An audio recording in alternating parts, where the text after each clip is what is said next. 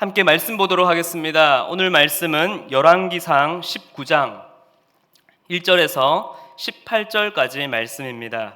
구약성경 열왕기상 19장 1절부터 18절까지 말씀입니다.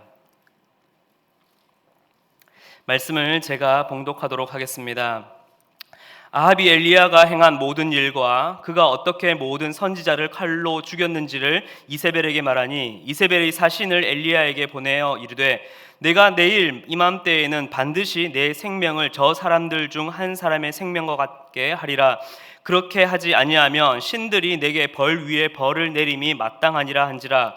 그가 이 형편을 보고 일어나 자기의 생명을 위해 도망하여 유다에 속한 브엘세바에 이르러 자기의 사환을 그곳에 머물게 하고 자기 자신은 광야로 들어가 하룻길쯤 가서 한 로뎀나무 아래에 앉아서 자기가 죽기를 원하여 이르되 여호와여 넉넉하오니 지금 내 생명을 거두시옵소서. 나는 내 조상들보다 낫지 못하나이다 하고 로뎀나무 아래에 누워 자더니 천사가 그를 어루만지며 그에게 이르되 일어나서 먹으라 하는지라.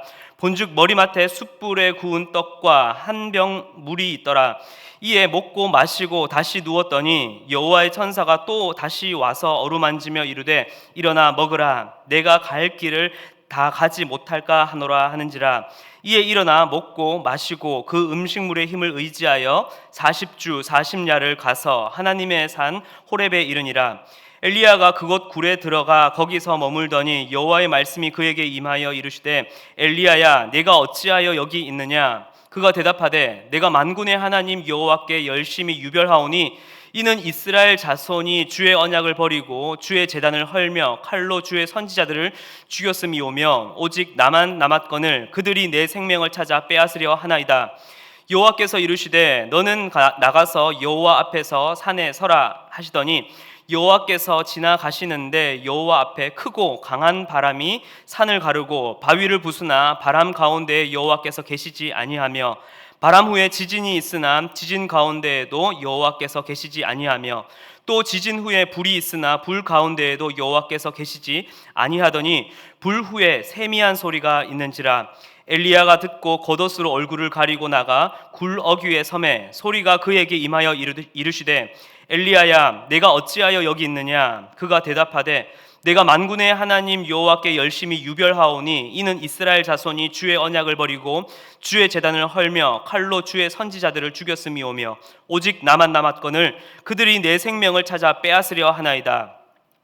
여호와께서 그에게 이르시되 너는 내 길을 돌이켜 광야를 통하여 다메섹에 가서 이르거든 하사엘에게 기름을 부어 아람의 왕이 되게 하고 너는 또 님시의 아들 예후에게 기름을 부어 이스라엘의 왕이 되게 하고 또 아벨 무홀라 사밧의 아들 엘리사에게 기름을 부어 너를 대신하여 선지자가 되게 하라.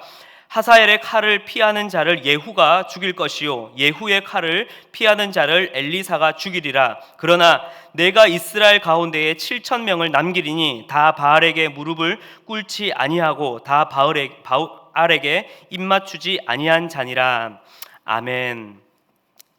2020년은 코로나로 인해서 예상치 못했던 이전에 없었던 일들이 너무나 많이 벌어지게 되었습니다. 이전에는 마스크를 쓰고 다니면은 너 어디 아프냐?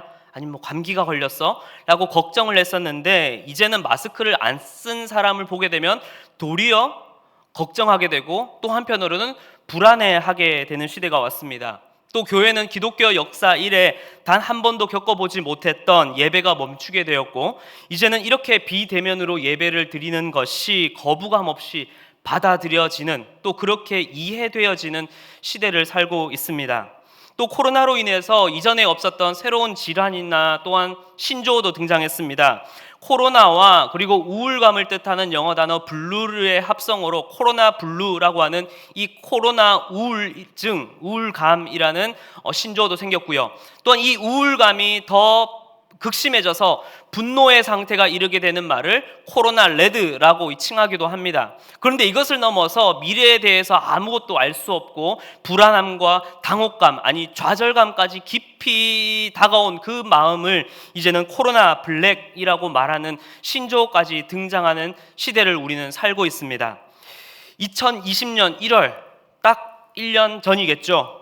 새로운 마음가짐과 결단으로 시작한 한 해였지만 모든 것이 코로나로 인해서 좌절되고 어려움에 더 큰 후폭풍을 맞아서 아무것도 예상하지 못하는 상황에 이르렀습니다.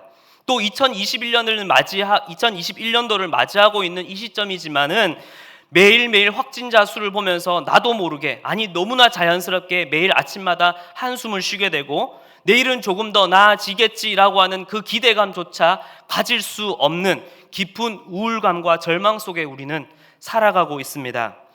오늘 말씀에서 등장하는 이 엘리야 또한 깊은 우울감과 절망감을 마주하고 있습니다. 갈멜산에서 온 이스라엘 백성들과 그리고 아합과 또 이세벨 앞에서 엄청난 승리를 거두었음에도 불구하고 지금 엘리야는 이전보다 더 큰 위기와 절망을 마주하고 있습니다. 일반적으로 적국이 패배를 하거나 이 신과 신의 대결에서 패배를 하게 되면 와, 저 여호와라고 하는 신은 정말로 무서운 신이구나, 두렵다, 어서 도망가자, 아니면 우리가 피하자 라고 하는 것이 일반적인데, 지금은 정반대의 상황으로 오히려 사자의 코털을 건드린 셈입니다. 오늘 이세벨은 어떤 수를 써서라도 엘리야를 죽이기 위해 칼을 들고 덤벼들고 있습니다. 이에 엘리야는 어떠합니까? 큰 사역 뒤에 몸도 지치고 마음도 지치고 완전히 지칠 대로 지친 이 엘리야는 극심한 번아웃, 즉 우울감과 좌절감에 휩싸이게 됩니다. 그렇게 기적을 보이고 갈멜산에서 놀라운 승리를 거두었음에도 불구하고 엘리야가 마주한 이 현실은 아무것도 변한 게 없었습니다. 분명히 승리했는데도 오히려 왜 나에게 이러한 패배의식과 좌절감이 밀려오는지 오히려 그것들이 엘리야를 더 당황스럽게 하고 있었습니다.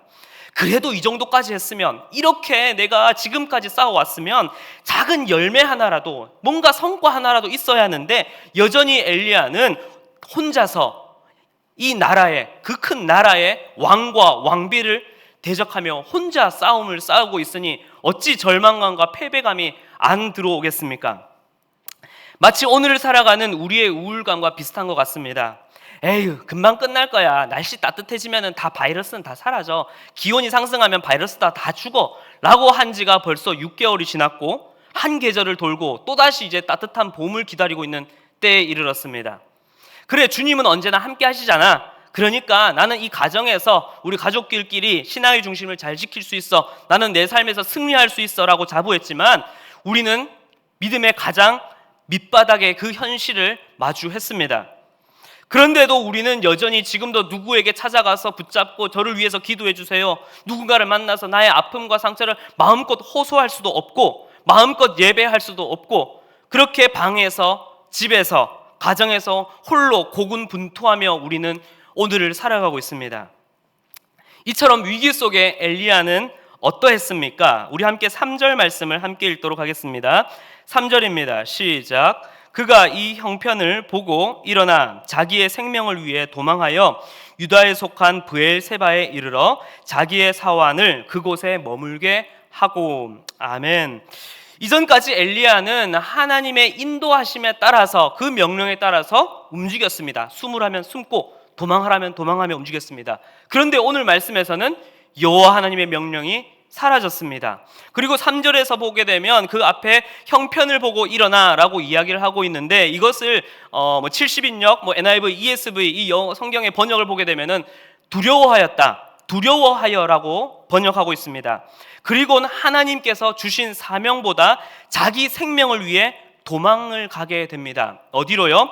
이세벨이 쉽게 찾아오지 못할 이 갈멜산에서 약 190km 떨어져 있는 남유다, 그러니까 정말 남쪽으로 온 거죠. 남유다의 맨 끝자락에 있는 이 브엘세바까지 도망오게 됩니다. 그리고 거기서도 하룻길을 더 가서 광야 가운데에 아무도 없고 아무것도 없는 그 광야에 멈춰서게 됩니다. 그리고 거기에 있는 한 로뎀나무 아래에 앉게 됩니다.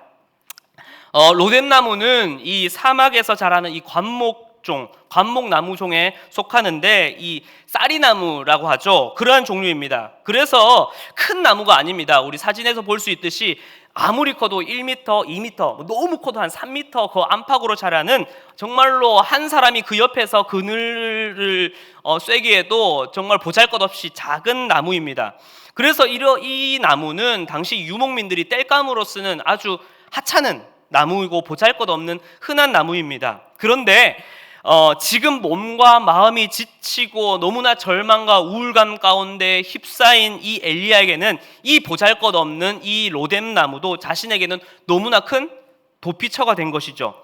그나마 지금 위험을 피할 수 있고 지금 자신에게 가장 위안을 삼을 수 있고 쉼을 줄 수 있던 것이 바로 이 로뎀 나무의 아래였고, 이 광야의 로뎀 나무는 그렇게 요란스럽고 시끄러웠던 저기 세상과 나를 철저히 분리시켜주는 곳이었습니다.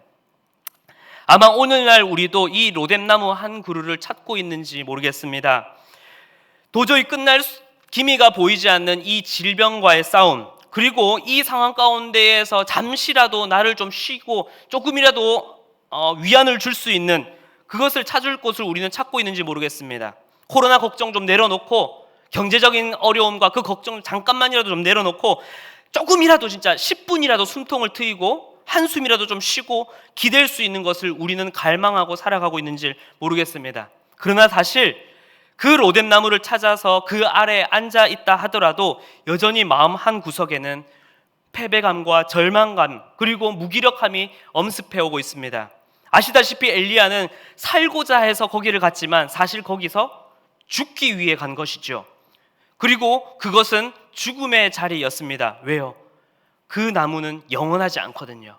언젠가 그 나무도 시들어 버리기 마련이기 때문입니다. 언젠가 그 달콤한 휴식도 죽음 앞에 끝이 날 것이기 때문입니다. 그렇게 이제는 아무것도 못 해먹겠다고 다 때려치워 라고 하며 자포자기한 이 엘리야에게 하나님은 어떠하셨습니까? 첫 번째로 하나님께서는 로뎀 나무 아래에 우리를 위로하십니다. 함께 우리 6절 말씀을 읽도록 하겠습니다. 6절입니다. 시작. 본즉 머리맡에 물이 있더라. 이에 먹고 마시고 다시 누웠더니. 아멘. 하나님은 절대로 엘리야를 꾸짖지 않으셨습니다. 하나님께서는 지금 엘리야에게 가장 필요한 것이 무엇인지 알고 계셨습니다. 그래서 하나님께서는 천사를 보내어서 숯불에 구운 떡과 물 한 병을 그에게 가져다 줍니다. 이것은 무엇입니까? 광야에서 절대로 구할 수 없는 거예요. 광야에서 어떻게 곡식의 가루로 떡을 빚어서 떡이 나올 수 있을까요? 사막 한가운데, 광야 한가운데 어떻게 병에 든 물이 딱 나올 수 있을까요? 즉 이것이 의미하는 것은 무엇입니까?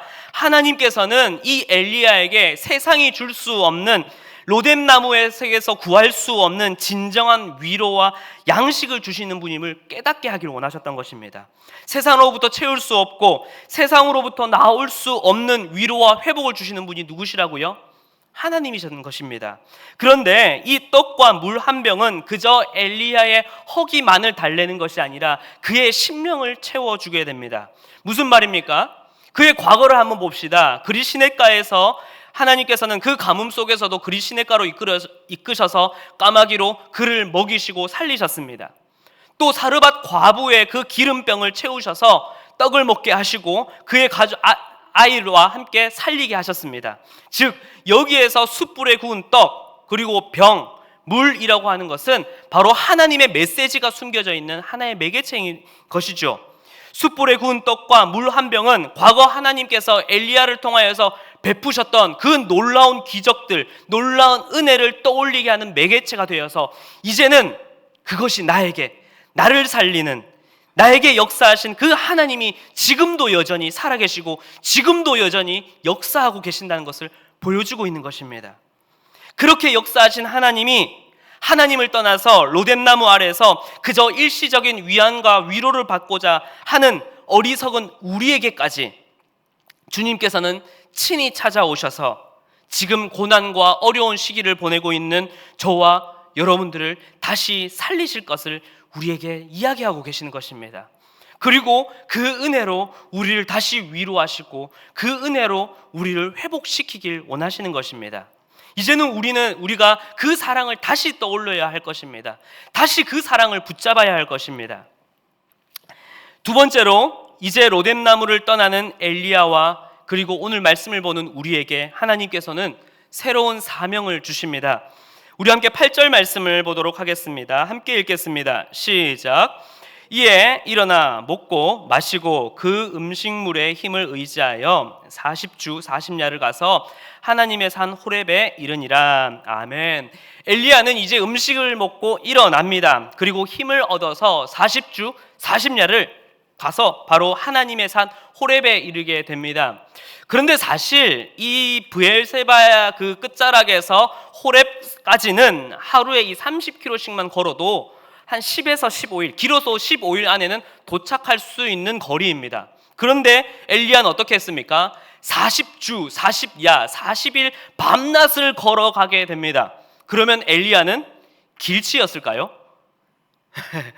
아니요. 엘리야가 길치여서가 아니라 이 40일은 바로 하나님께서 엘리야를 다시 사용하시기 위한, 다시 쓰시기 위한 그 광야에서의 훈련의 기간이었고 새로운 사명을 위한 준비의 기간이었습니다. 모세가 애굽에서 나와 광야에서 40년의 시간을 보낸 후 바로 이 산, 이 호렙에서 하나님의 그 여호와의 사자가 임한 그 떨기나무를 만나고 거기서 무엇을 받게 되죠? 소명을 발견하게 됩니다.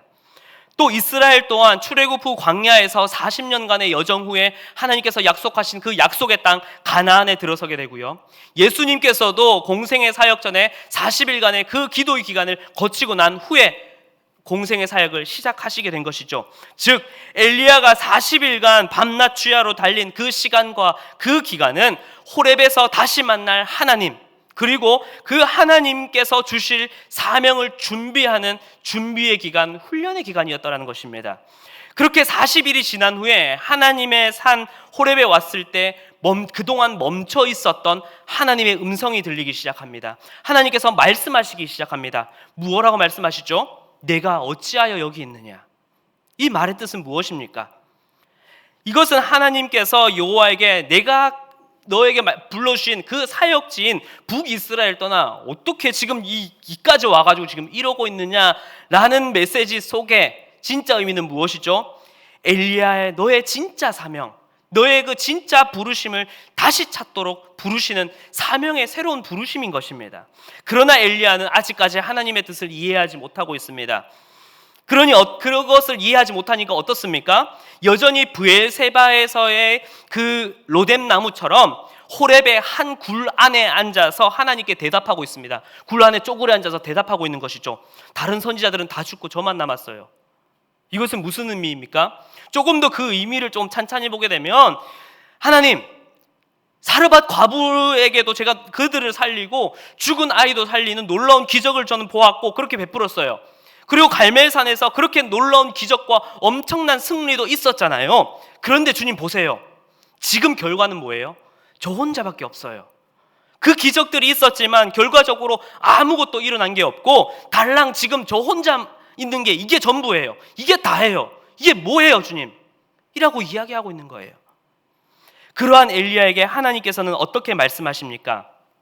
마치 고통의 시간 후에 욥에게 오셔서 하나님께서 너 그렇게 쭈그러들지 말고 대장부처럼 허리띠 딱 졸라매고 내 앞에 서서 내가 묻는 말에 대답해 라고 하시듯이 하나님께서는 엘리야에게 너 거기 굴 속에서 그렇게 찌그러져 있지 말고 나와서 내 앞에 똑바로 산 앞에 딱 서봐 라고 말씀하십니다. 그리고 하나님께서는 패배감과 절망감과 우울감에 젖은 엘리야에게 보여준 것은 무엇이었습니까? 바위를 부수고 큰 산을 가르는 강풍이 붑니다. 그러나 그곳에도 하나님이 계시지 아니하였습니다. 큰 지진이 일어나 땅을 가릅니다. 그런데 그 가운데에도 하나님이 계시지 아니하였습니다. 엄청난 불이 그 산을 뒤덮고 있습니다. 그런데 거기에도 하나님이 계시지 않았습니다.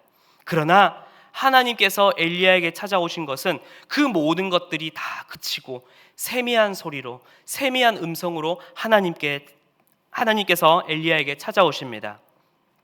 그때 엘리야는 겉옷으로 얼굴을 가리고 주님 앞에 나옵니다. 무엇입니까? 모세도 그러했듯이 이것은 여호와 앞에 경외와 겸손을 의미하는 행동입니다.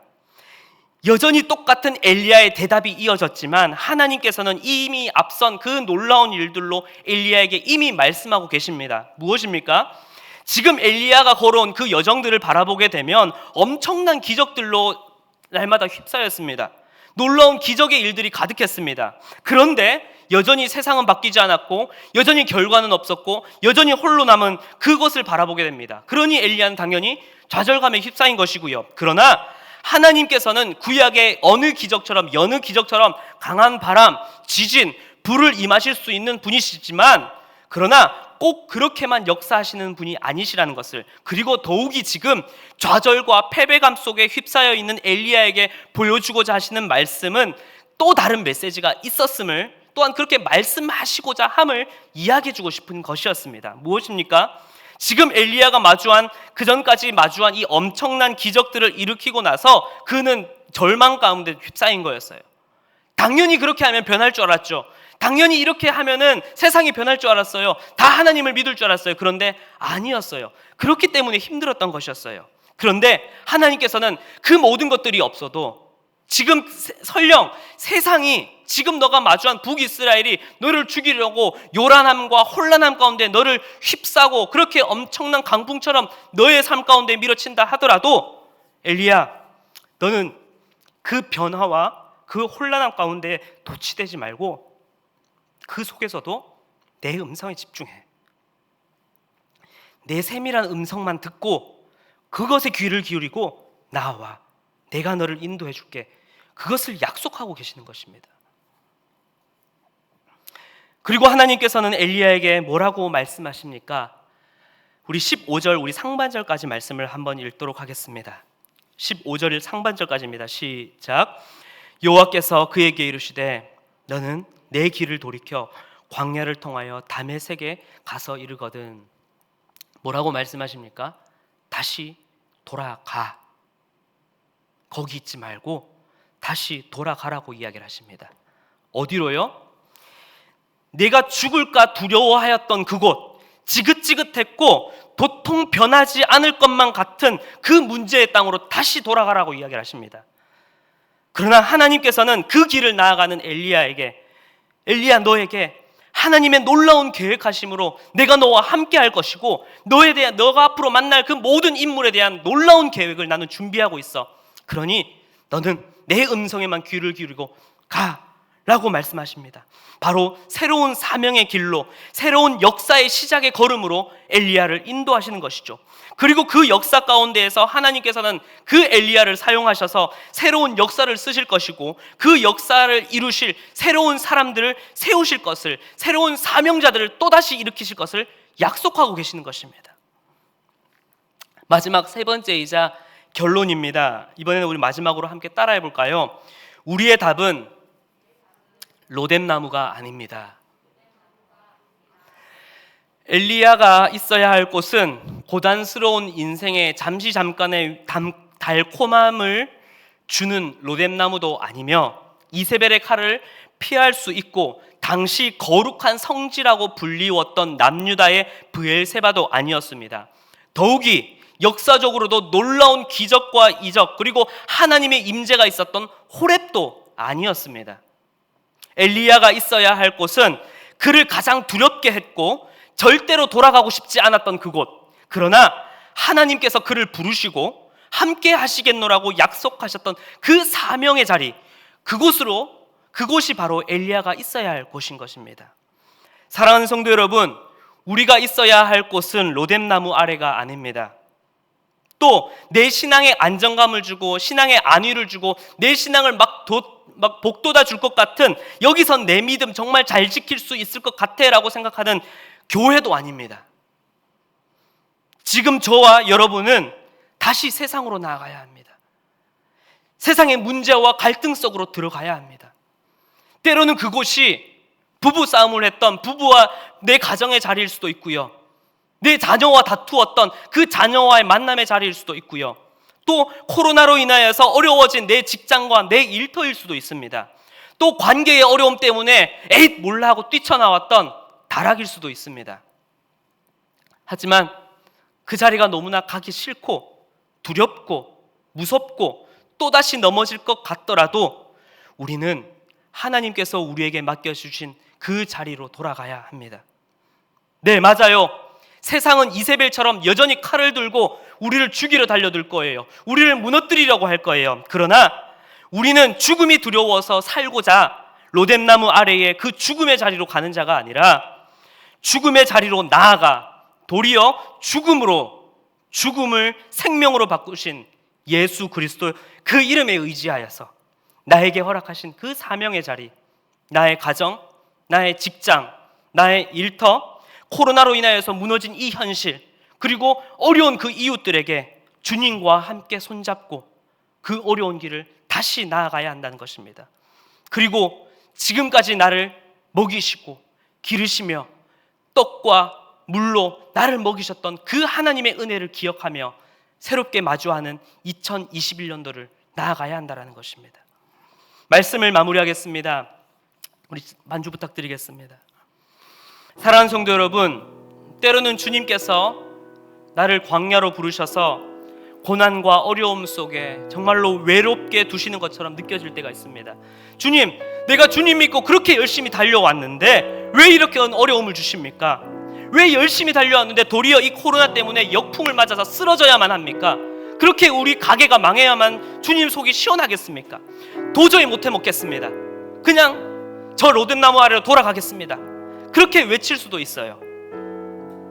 또 내가 주님 그렇게 내 믿음으로 내가 믿음을 붙잡고 나아가는데 하나님께서 모든 대적을 쳐부수시는 그 강한 바람과 지진과 그 불의 역사가 내 삶 가운데 일어나야 하는데 왜 도리어 내가 강한 바람과 지진과 불을 당해야만 합니까? 그것이 너무나 아이러니하게 느껴질 수도 있습니다. 그러나 우리는 그 혼란하고 요란스러운 그 현실 상황 속에서도 우리에게 찾아와 우리를 먹이시며 우리를 들어 깨우시며 일어나 먹어야지, 일어나 나아가야지, 너 지치면 안 돼, 이 코로나 가운데 넌 넘어지면 안 돼, 내가 있잖아. 그 세미한 음성으로 다가오시는 그 주님의 음성에 귀를 기울여야 합니다. 그 손길을 붙잡아야 합니다. 이제 우리가 숨어야 할 곳은, 나아가야 할 곳은 로뎀나무 아래가 아니라 주님과 함께 손잡고 다시 내 삶의 사명의 자리로 들어와 이제는 복음으로 말미암아 예수 그리스도로 말미암아 그 어려운 상황을 돌파하며 다시 찾아오는 2021년도를 믿음으로 맞이하는 우리가 되어야 할 것입니다. 또 세상이 제 아무리 혼란스럽고 세상의 소리와 끊임없이 늘어나는 이 확진자 수가 내 마음을 두렵게 하더라도 그 속에서도 주님의 음성에 귀를 기울이며 그 속에서도 여전히 나를 이끄시겠다고 새로운 역사를 써내려 가시겠다라고 말씀하시는 그 주님의 약속을 붙잡고 우리는 그 믿음의 현장으로 뛰어들어야 할 것입니다.